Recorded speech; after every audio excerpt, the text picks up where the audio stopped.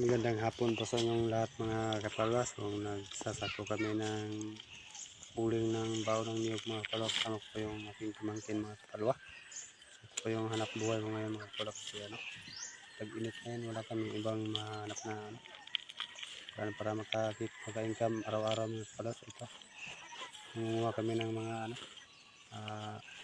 bao ng mga niyog para gawing uling mga kapalwa. So mahalong kilo nito mga kapalwa. Abot 20 pesos yung bawat kilo.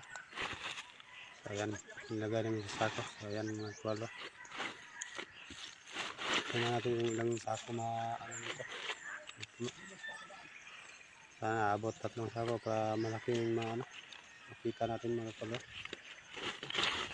So ayan, napakahirap itong trabaho mga kapalwa, no? Layo din mga mga bao ng niyog mga kapalwa. So tugos namin yung layo para makakita ng pira mga kapalwa, para makakain araw-araw mga kapalwa. Ito po yung anak buhay namin. Kasama ko po yung pamangkin ko mga kapalwa.